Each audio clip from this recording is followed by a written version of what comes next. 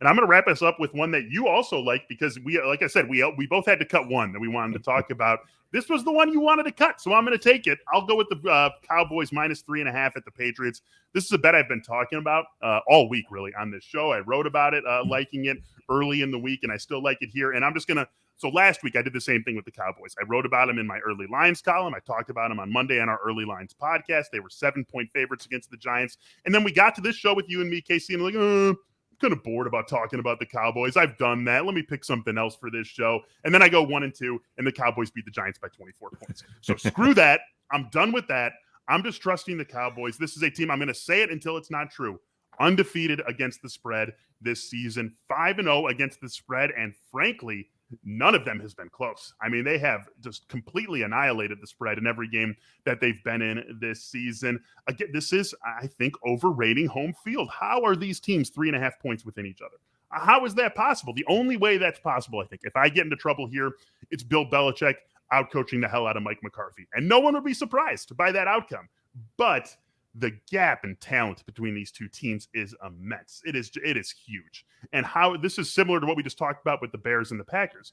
How do the Patriots keep up with the Cowboys offense? I think they need the exact script that they played pretty darn well in their defense against the Buccaneers a couple of weeks ago when they held the Buccaneers to 19 points. They need that script to a T against the Cowboys also. That means making the Cowboys go on 9, 10, 11, 12 play drives to get their scores. That means limiting big plays. That means shortening the game as few possessions as possible. Can they do that with a banged up Damian Harris? I mean, we're not even sure if Damian Harris is going to play as you and I are sitting here talking about this game. And even if that happens, the Cowboys could still cover this spread. It's just there's too many boxes for the Patriots to check along the way, and they can't keep up in a high-scoring game with the Cowboys. They just can't. That is not the way this team is built. That's just not the personnel that this team has.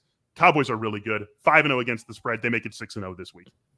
Agree. New England scored 17 or fewer points 3 times. The only games they went over were against the Jets and Houston. They've allowed 120 rushing yards in 3 of the past 4.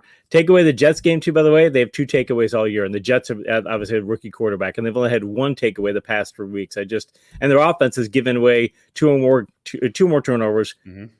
They've had 2 more giveaways in 4 games this year, 4 out of 5 games. So I think they turn the ball over on offense. They don't get the ball back on defense. And you've got Trevon Diggs on the other side. He's the best ball hawk since Lester Hayes. And I think it's going old school. But yeah, I just, there's so many paths to victory for Dallas that Belichick out coaching McCarthy is the only path.